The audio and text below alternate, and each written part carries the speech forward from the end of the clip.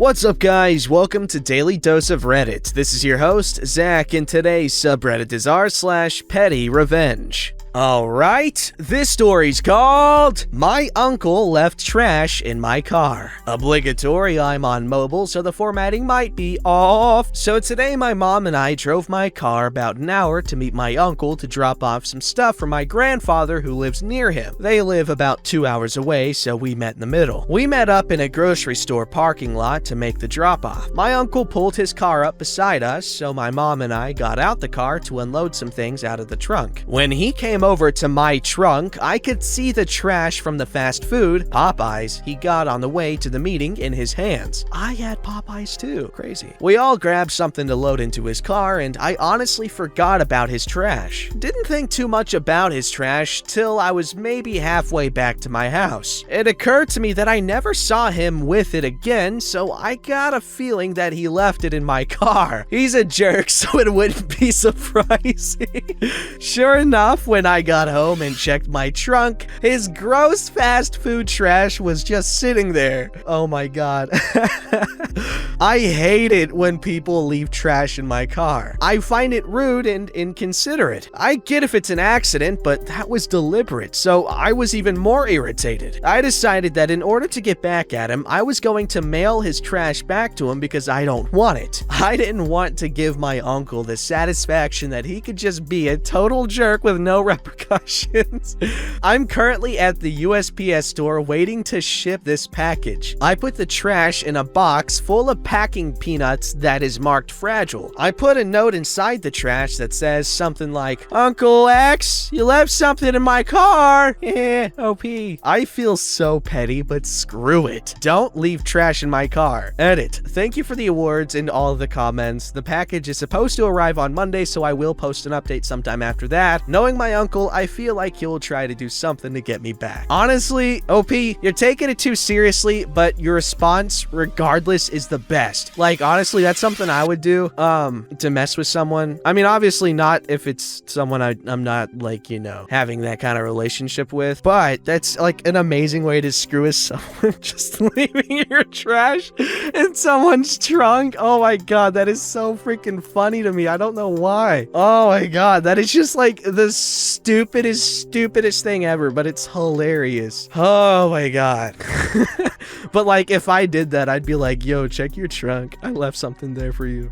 And just be like, you ass. But I was gonna say hole, but can't. Alright, this story's called PettyRevenge on My Skydiving Instructor at 7,000 feet high. This happened in 2016 when I went tandem skydiving. But to tell the story, I need to give a bit of backstory. When I was 17, the end of 2007, I suffered a spinal cord injury and I'm now an incomplete quadriplegic. 2008 and 2009 were difficult, as I had to learn to adjust my life in a wheelchair. Having my dad with me made this so much easier. But near the end of 2009, tragedy struck again when my dad died in a plane crash. Oh. The following 7 years consisted of me having to deal with his death and learning to live more independently. That's its own story, so I'll get to the point. My injury was so severe that medically speaking, I shouldn't be able to move anything from the neck down, let alone have the mental ability to communicate or even type this out. My diagnosis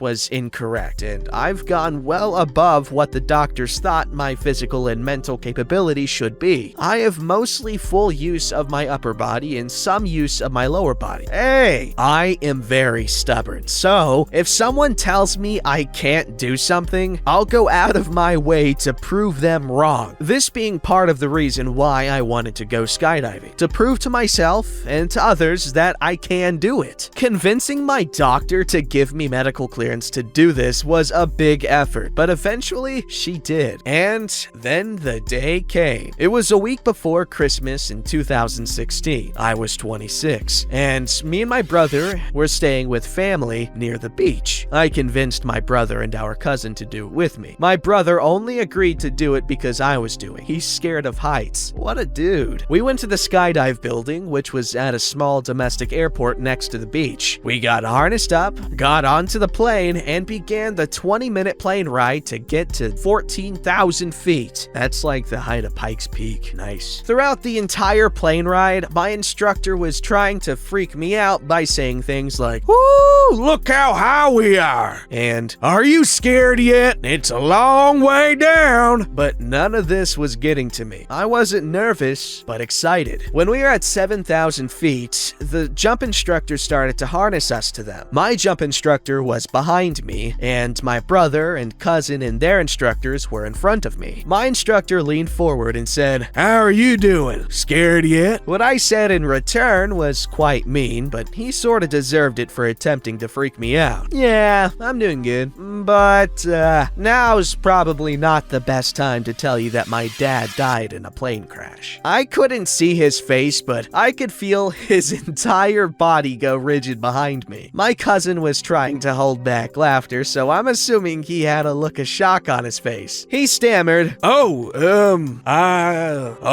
before I turned to look at him and say, with a cheeky smile on my face, "You deserve that." He relaxed and laughed about it, then continued to attach my harness to his. The jump from 14,000 feet was incredible, and I'm so glad I did it. But looking back on it now, I probably shouldn't have said it to that poor guy, but in that moment, I felt it was deserved. Hey, in the end, he had a good time because he laughed about it, so that's what matters. Tension can either cause strain in a potential friendship or whatever, but it can also strengthen it once you break it, huh? Alright, this story's called Park in the Handicap Parking Space. Here I was, thinking that I'd run out of entitled people stories that didn't involve my mother, but I'm back with yet another one. This happened a few days ago. I'm recovering from abdominal surgery 12 days prior to when this happened. I was finally feeling up for shopping, and there were things I needed from the hardware store. I'm a 30-year-old disabled female in a wheelchair, incomplete quadriplegic, and I don't have a car, so I got a taxi there. One with a ramp on the back so I don't have to get out of my wheelchair. Mr. Taxi Man, who we'll call Bruce,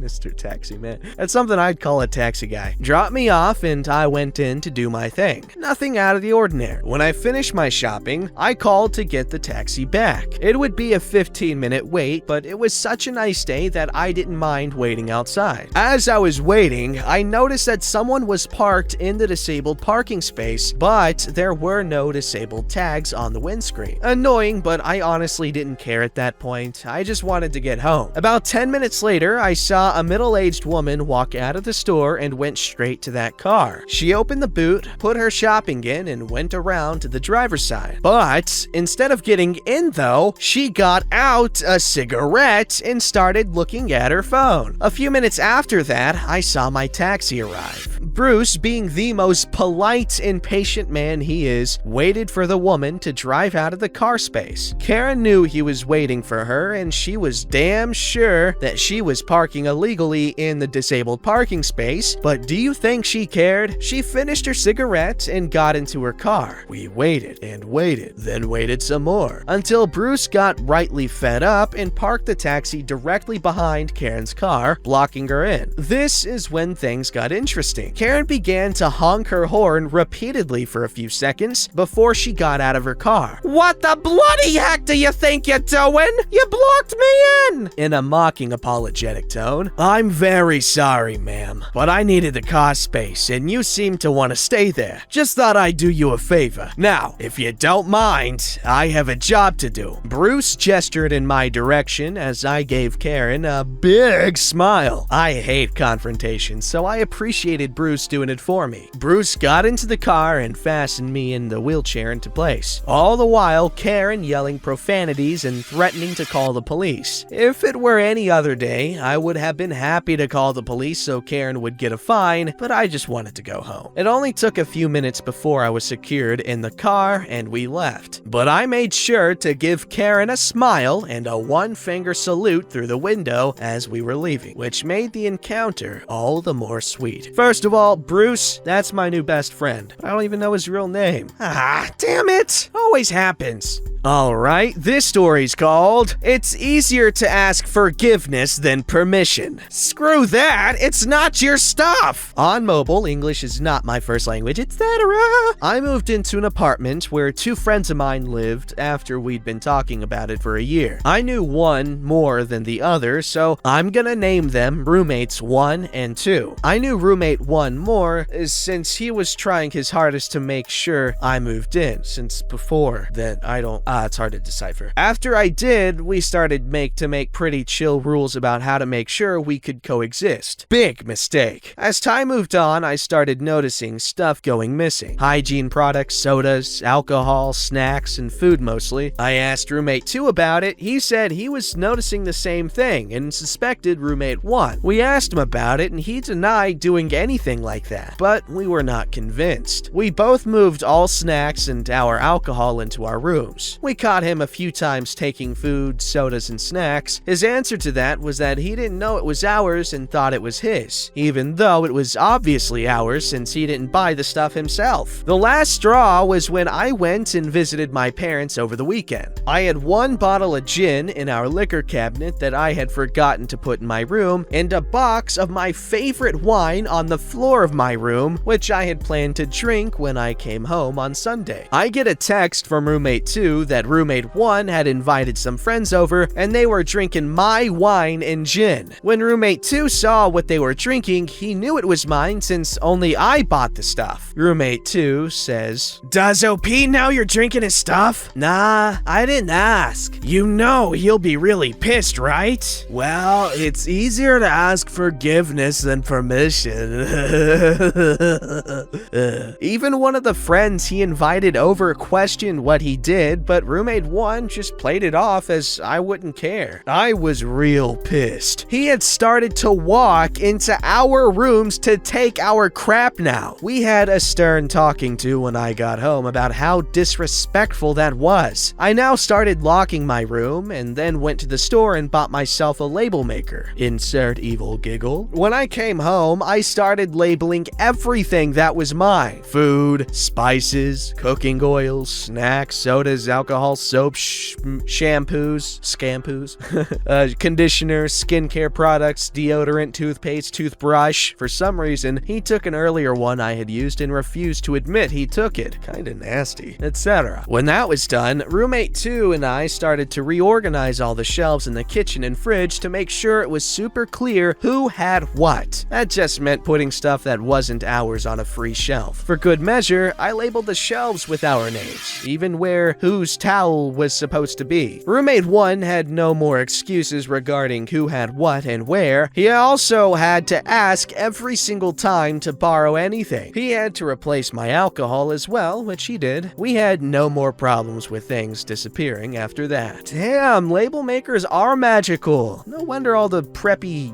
white teenage girls love them. Aha! Alright, this story's called PettyRevenge Christmas Edition. I have this aunt-in-law who's this materialistic bubblehead. She goes on about her assorted status symbols, clothes on her kids, her house, etc. We always exchange gifts at Christmas. My wife has a fondness for her, which had much to do with her childhood than the classist weirdo she is today. Anyway, I always had the feeling that she would fake appreciate any gift you gave her but not actually use it. She would make these appreciative and backhanded insults, like the time we gave her a box of chocolates, nougat covered with chocolate, her favorite. So she would say, "Oh, look at these, lovely. I usually get the handcrafted nougat from the Chocolatier XXX, so these will be a nice variation. I'm sure they will be nice." Yeah, no, she is never going to eat those, but my wife called me cynical. We have also suspected her of re-gifting quite a bit, but could never prove it until the following Christmas. One of the key rules of re-gifting is you don't re-gift to the same person that gave you a gift. And so yes, she gave me back the box of chocolates. I know it's the same one because A, it was pretty rare. Never saw it before or after I bought it, and it was imported from Italy. So I said, "Oh, these are the same kind I gave you last year. You must have enjoyed these so much that you bought one for me?" She turned a little red, but said, "Yes, they were wonderful, so when I saw them in the store, I thought I would buy them for you." So I then opened the box right then and there. They were 100% covered in bloom, which would happen after sitting in a closet for a year. A bloom looks bad, but really it's just sugar that's condensed on the surface, so harmless really. Pretending to be ignorant, I doubled down. I'm going for it. I shoved the box under her nose. "Here, you love these. Have one." I'm okay. Not hungry at the moment. "But you love these. You said they were great." Oh, they were wonderful, but I really couldn't. "Okay, well, then I have to have one. They look delicious." She stammered and looked nervous. "It's very close to dinner," I said and popped it in my mouth. Delicious. It was gross and stale. She looked red. Then about 10 minutes later, I started to complain. "Not feeling so good. Did you have some seltzer?" So she brought me a glass, let out a big burp. "That's better." I ate dinner, dessert, drinks. Then after dinner, we had brandy. Those chocolates would go great with the brandy. So I grabbed them, passed them around. Some said, "Where did you get those? They don't look very good. They have a lot of bloom." I said, "No, they are great," and ate another one. The aunt looked pale. About 10 minutes later, I suddenly had another stomach ache. "You know, hon, not feeling too well. I have that stomach ache again. We should get going." So we did. I told my wife the story. She was mad at me at first for being a jerk. So I said, "She knowingly gives someone a year-old box of chocolates and I'm the jerk?" And then it finally dawned on her. She knew it was bad, refused to eat one, but let you eat one knowing it was a year old? The aunt called the next day and conveniently wondered how I was feeling. I said, "I threw up when I got home, but I was fine after that." "Ah, nice. That's commitment, man. You went..." You took it as far as you could with the whole making her feel bad. I like that. Don't forget to like, subscribe, and hit that bell to never miss an episode.